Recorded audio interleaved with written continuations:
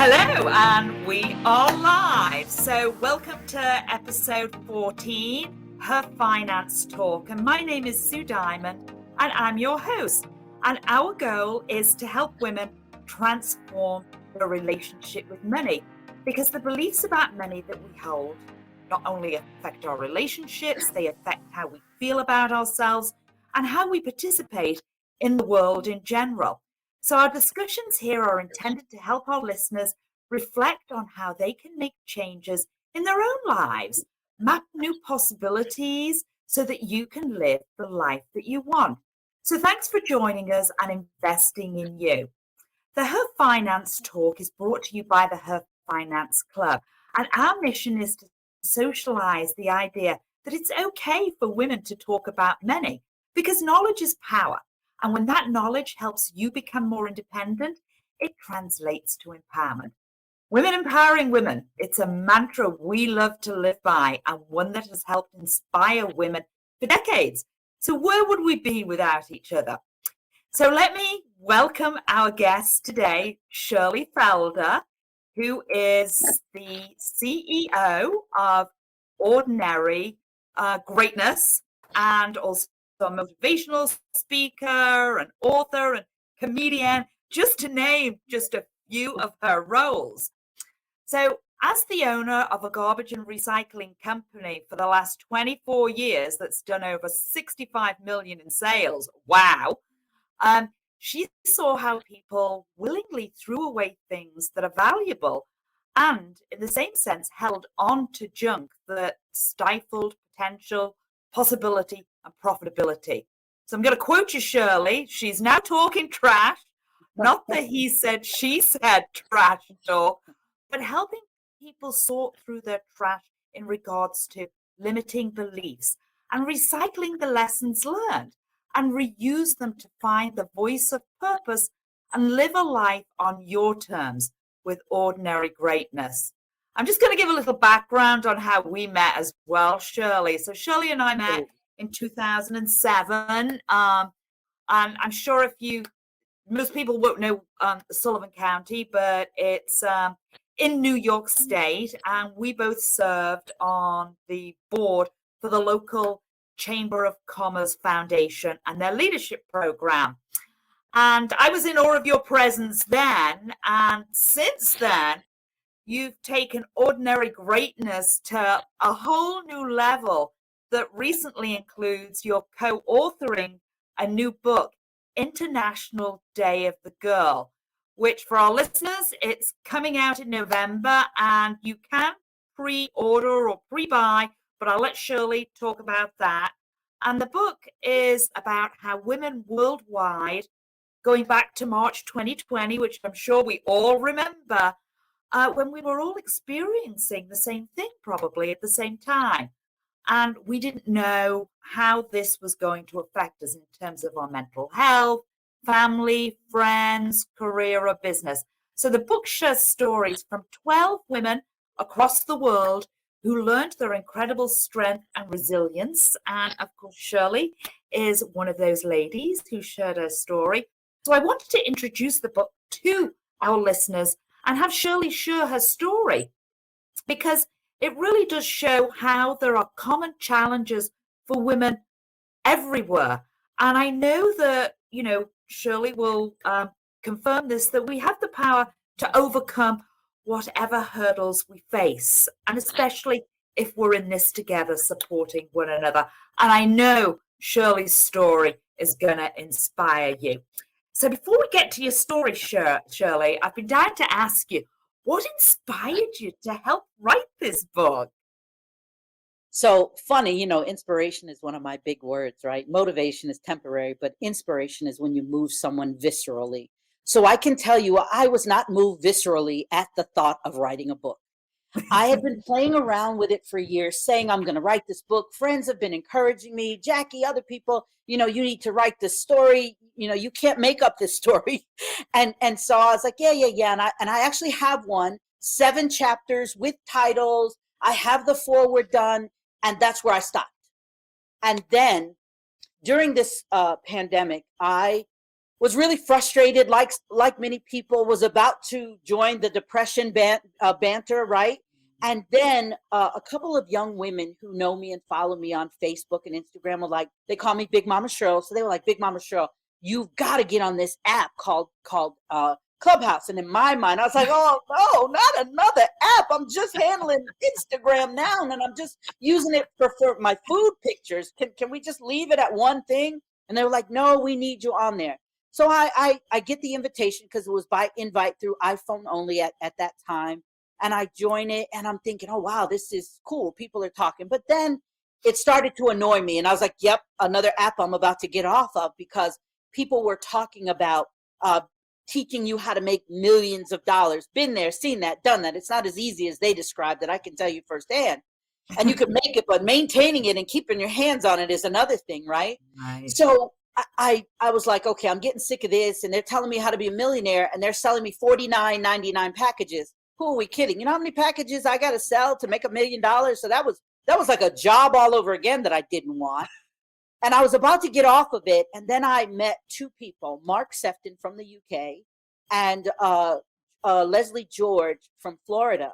And I was in Mark's room. He had these great titles and topics, right, about leadership and about one thing. So every day he'd have a room and you could only talk about one thing. So imagine someone long-winded like me just saying one thing about this topic. It was murder, but it was discipline.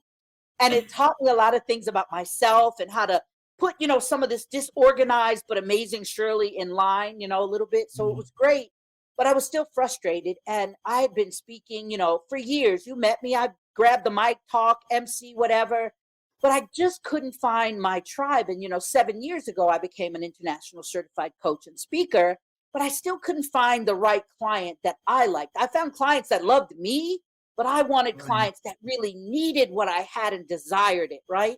Right. And so I was about to just stop coaching, stop speaking, and I found these two people. I found my tribe, I found my community. And Leslie said to me, would you like to be a part of this book? And I was like, it's an app, right? So they can't see you. So I'm shaking my head as she's asking me, no words came out. And I was like, well, we'll talk about it. So I blew her off for a couple of days. So she came back at it. And she's like, I think you have a lot to say and people would love it. And I said, okay, I'm going to do it.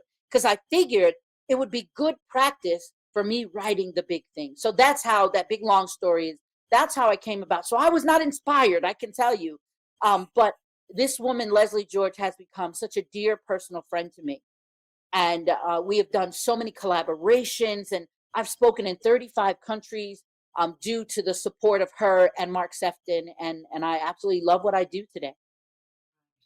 I think I was on Clubhouse briefly and found myself getting addicted to it. It was like, 5 hours later, and I'm like, oh my God, it's the weekend. I need to clean the house. I can't, although I probably could have done it simultaneously, but I loved the platform, but for me, it was just the bandwidth was too much for me. I did a couple of things through the I Am Remarkable program that I'm a facilitator for the Google initiative, which I think you were on one of them as well. Yes, I was on one of them. But I do know that what I did see with that was, because it blew up at the time of COVID starting, right?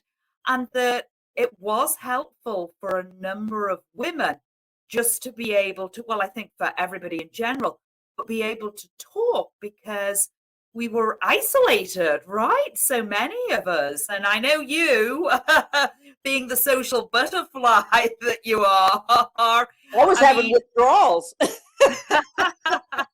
So I think it was, because I think the video bit is a little intimidating sometimes, because I had gone from, as you know, doing a lot of live events with the Empower Her community to trying to transition through video. And for me, that didn't work as well, because the women, the Empower Her community, similar to the Her Finance Club, was about creating a safe space that was non-judgmental for women to be able to talk about money. And if you're meeting in person, it really allows for that opportunity to get to know one another as you kind of network for the first 10, 15 minutes. And then you feel comfortable opening up. But when you jump on a screen and you're seeing somebody and you've never had a discussion with them, it's like, I don't feel comfortable opening up. But I think not having the video certainly made people feel a little more comfortable. So that was fascinating. But so tell our listeners about your story. So, the beautiful thing about what that allowed me to do was truly share what was going on for me, kind of unpacking everything. And so I had just come out of recovering from a bankruptcy. I closed my business in 2015 and sold it in a Chapter 11. And of course, based on what we hear and see, it's the end of the world, you're a failure. And I wasn't feeling completely like a failure, but this is a small community and local people owed me money, but they judged me, right? So I was a little angry. And then I got out of the recovery of it. I got my certifications. I was going to be the New York State, Puerto Rico, and Dominican Republic regional director for Healthy, Wealthy, and Wise coaching. And I was going to be their trainer, and I had my weekend set up, and I was about to make some cheddar, and my life was about to start ticking and kicking butt again. And boom, April was my first weekend, and we were shut down in March. So now we go into this pandemic. So all I have is my beautiful 1 acre of land, my house. All my kids are grown and gone. I have my fire pit out back, and I sit by the river and the lake, and I listen to the water, and I have my fireside chats on YouTube and Facebook, and that's what I was doing.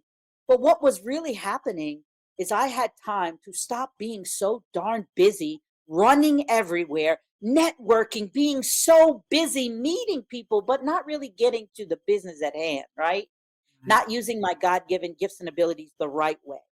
And I wasn't aware of that until you sit with yourself and you have conversations with self. And you actually get to know yourself, and you realize that there is so much more to you than you've let out, that you realize that you're not a failure. You realize that the pandemic gave me, my story is about a reset. It gave me a reset because I got through the bankruptcy and I was ready to go. And then the brakes were put on again. And of course we're saying, oh my God, I can't believe this. But sometimes we have to be so grateful for the things we don't get. And, I make a joke about it because I can remember some guys that I really wanted to have in my life in the past, and I see them today. Thank God I didn't get them, right? So I'm so grateful for some of those things, right? Right. And what happened was it gave me time to really sit back and say, hey, this is what you were meant to do in this way, shape, and form. So I wasn't meant to be really a one-on-one coach, right? And I wasn't meant to be the person to say, these are your goals and this is what you do. I was meant to inspire people, move people viscerally with my story. The story of my mother dying at 39 years old, and I was only 12. The story of other women that I've been able to travel the world, meet and speak with, share their incredible stories through storytelling and inspiration. So what my job is as a coach. So if you're looking for me to throw you on my back and bring you through and get you to the other side, not happening. Because you've got to roll up your sleeves and do the work, right?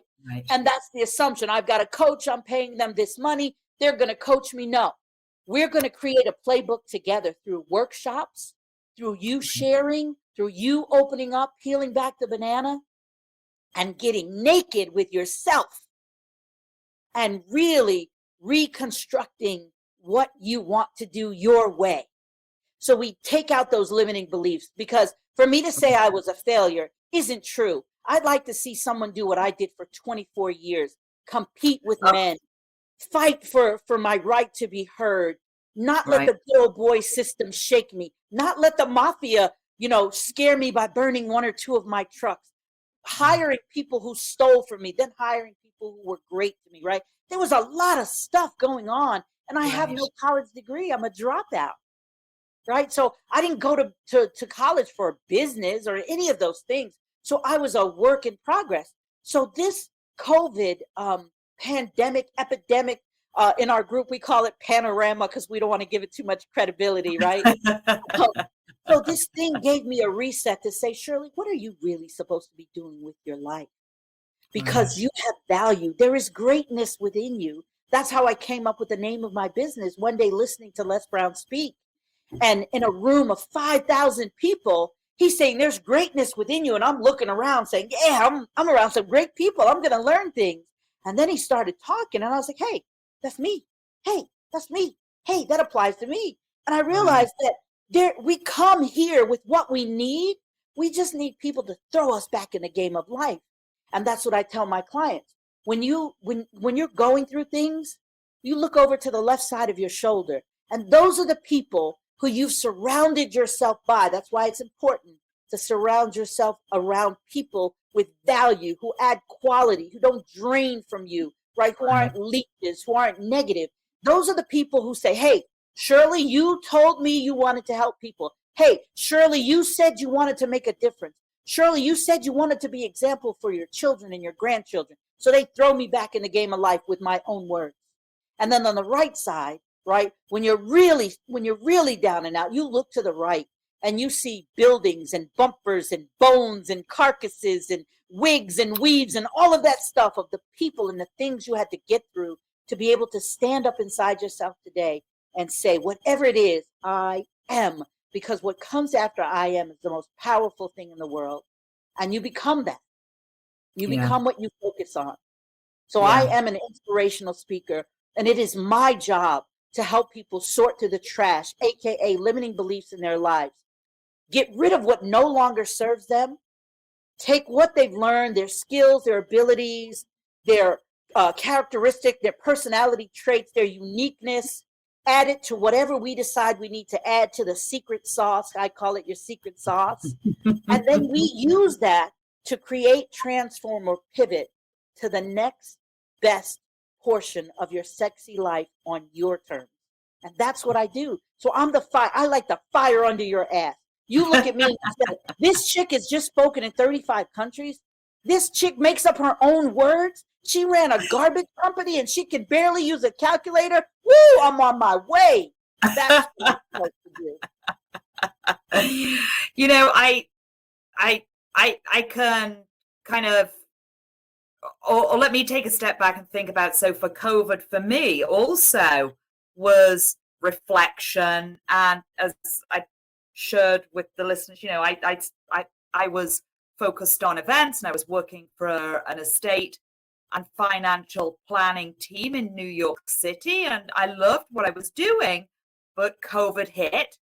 And of course, my kind of lifeline in terms of creating these events for women went out the window.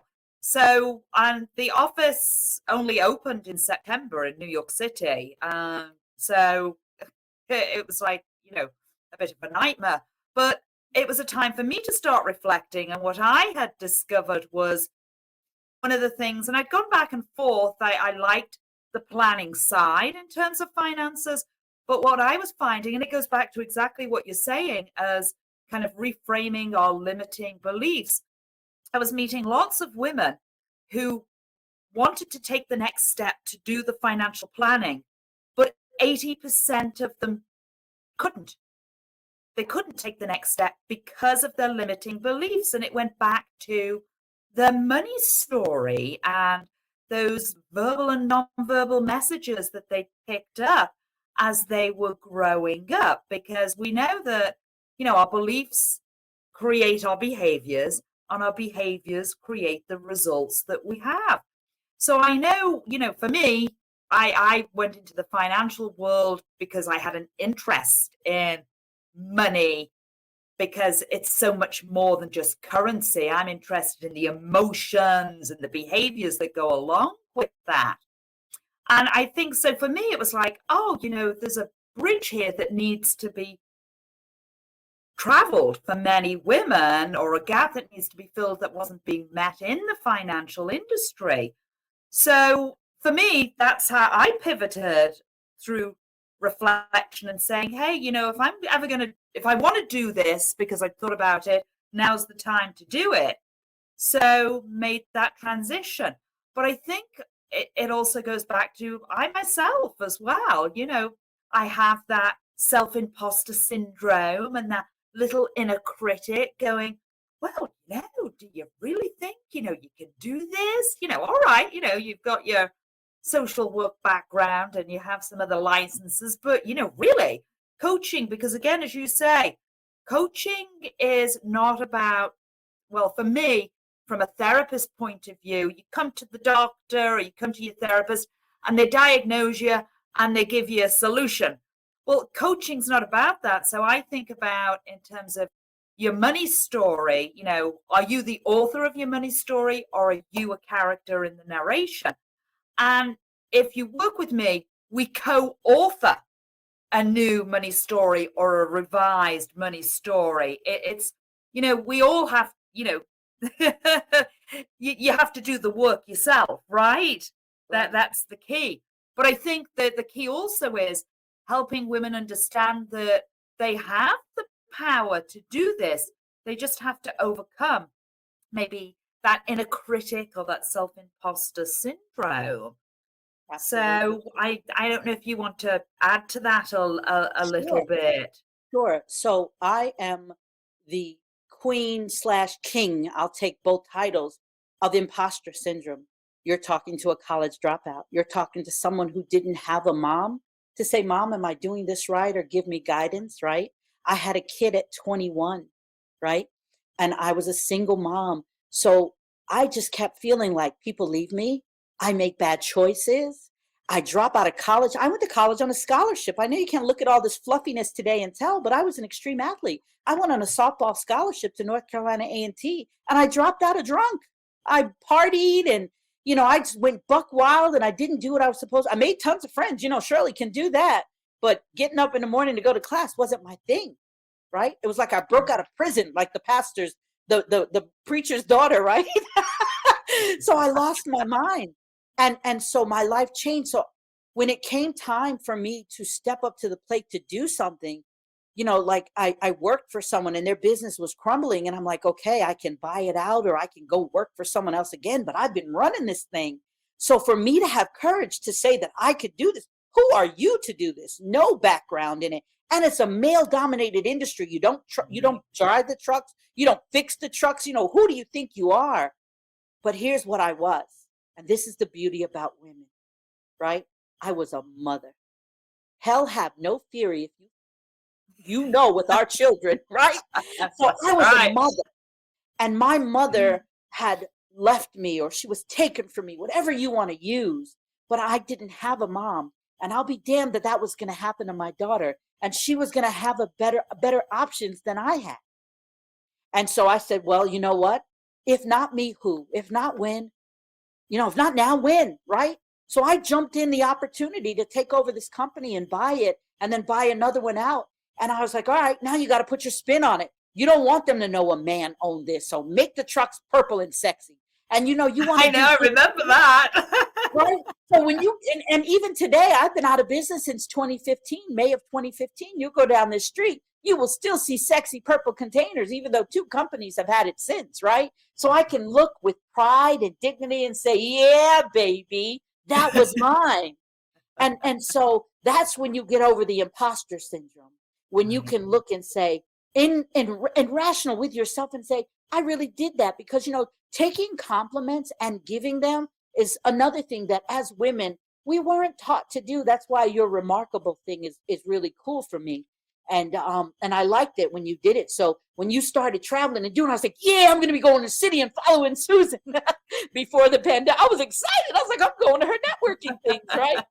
And so learning to say, when someone says like, oh, I like your hair today, something as simple as that. We're like, oh, this thing, I barely curled it today. How about saying thank you? Thank you. Yeah. Thank you. Right. And even for me, I work, even though I coach it, that's one of my biggest things. It's still, I have to remember to say, thank you. I have to breathe and say, thank you, as opposed to, oh, this dress, girl, that thing been in the closet for 5 years. I'll rub my hips and be like, thank you. I'm learning to do that because when you do that, you're empowering yourself. You're straightening up your back. You have confidence. And let me tell you, more than intellect, confidence sells. I am not Oh, ashamed to yeah. say most of what I have today is because someone believed in the BS confidence I had in myself at the time until I could really stand up inside of myself and feel the way I was pretending to be. Acting, I don't like to say pretending, I was acting as if. I learned that from Mm. Zig Ziglar many years ago, to act as if. And I Yeah. act as if I had that confidence and I had that clout and that status until other people were like, yes, and you could do it and you can do it. And I was like, yeah. And then before you knew it, I was doing it. And Right. what got me there was confidence and courage. Those are huge, huge words that will get you almost anywhere. And I reflect back to my first days of saying that I wanted to be a speaker was probably 20 years ago, believe it or not. And my first business card had a butterfly because I collect butterflies. They're free spirits. They go to sleep and wake up beautiful. So I collect butterflies since, I don't know, probably 16 years old. And my first card had a butterfly on it, and it said, please, it said, please, thank you, and occasionally I'm sorry, because those statements will get you through Yeah. almost any door, any situation, because people can respect a certain portion of confidence, authenticity, and humbleness. Right. Yeah. I mean, in terms of the confidence, there's some, I can't remember which project it was out of Harvard, but they were talking about coaches and or people in general in the service field providing a service. And they said that the highest rank for going with that person or taking them on as an advisor or a coach, etc., was based on the individual's confidence level in terms of what they were saying. So, I mean, absolutely, aside from anything else. And then I think the other thing is just for our listeners to be aware of, building your confidence, as Shirley says, is recognizing your achievements because we too quickly go down the path that looking at, oh no, I can't do this. And what I found has been really helpful is just journaling as well, thinking about, past achievements and writing them down. Or when you get an email telling you what a great job you've done, keeping, your complimentary file, I say. And when you have those moods or frames of mind where you're not thinking, you've got your inner critic visiting you or whatever, then go into your complimentary file or go back and look at that journal so you can, make yourself feel good, but know that you have a lot of skills. And that's the way to build our confidence as well, I think. Yeah. Absolutely. Going back to the book, right? Just briefly, because there's a young woman from Liberia, Africa in this book. I don't know, she's 23, maybe 24 years old. Her name is Thelma.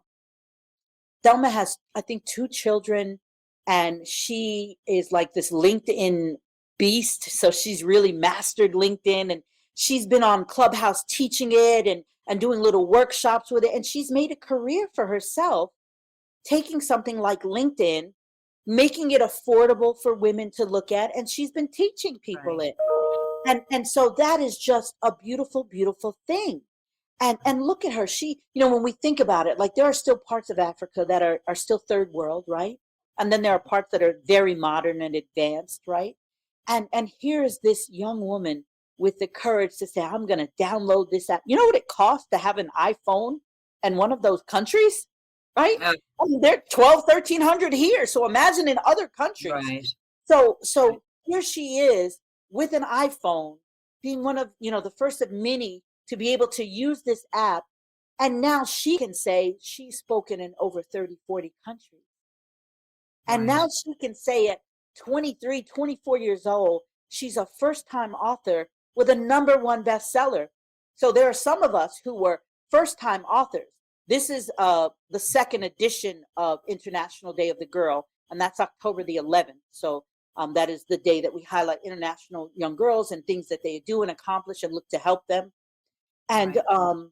this is the second edition. It's called the Pandemic Edition. And the first one went bestseller. created by Leslie George. And now this one went bestseller. So I'm a first-time best-selling author, the first time out of the book. Right? So imagine I'm 55 and I'm at that. She's 23, 24 and at that. This is amazing. Right. So now it has given me the courage to go get that draft that I've thrown on the shelf and has dust on it, to bring it out and share this beautiful, beautiful life that I've been bequeathed with. Can you just share also, because the book proceeds of the book are going to charity as well. Do you just want to give a quick... So I don't remember the name of the charity offhand, but what the situation is, and it, like, as I'm about to say it, I have goosebumps, and it shakes you a little, because as Americans and as people in other countries that are doing well, right, and not really third world, there's so much we take for granted. So these young girls in this part of Africa that we're going to be helping with the proceeds, they miss out a lot of days of school because they use socks and leaves and different things to help with their menstrual cycle. So we are taking our proceeds, some of the proceeds from the book, and we are buying supplies to help and donate to those young girls in that area so that they can go to school and have equal opportunity to learn and grow and be amazing young women who contribute to life. And so I think that is very important. Yeah. So I think, it's twofold, the book, right? This is an opportunity for our listeners to read a book and be inspired and move forward in terms of what they're passionate about, and also know that they're a part of a bigger cause in terms of purchasing the book. Shirley, I could talk to you all day, but our time is at the hour. So I want to thank you for sharing your insight and your inspiration. It's been a pleasure, as always. And can you share with our listeners how they can connect with you? Absolutely. So you can find me on Facebook at Shirley Ann Felder. You can find me on LinkedIn at Shirley Ann Felder. My website that is under construction, but you still can check it out, is shirleyfelder.com. I am also a speaker now on Wisdom. I'll be doing Wisdom Wednesdays for sure, and some pop-up rooms. That's another app that kind of like podcasting and speaking. I am on Clubhouse as Shirley Ann Felder, and I am on Instagram as Big Mama Cheryl. Wow. And TikTok. You can't miss my TikToks and TikTok. Oh, no. Ann Felder. They are great. So what I will do is I will also put in the show notes, so the listeners can connect that way as well. And again, thank you. I just want to take time to remind everybody that our goal here is to help women transform their relationship with money, because the beliefs about money that we hold affect our relationships, how we feel about ourselves, and how we participate in the world. So remember, you are your greatest asset, and everything you have is possible because of you. And the single most powerful thing you can change in your life is you. So I'm also going to throw in the show notes, schedule a complimentary call if you would like help identifying your money habits to reconnect with yourself, your life, and your money. Thanks again to everybody who joined us today for taking time out of your busy schedules. And don't forget to subscribe. We love hearing from our listeners, so please feel free to share comments. Until the next time, here's to your financial well-being. Have a great week. Bye.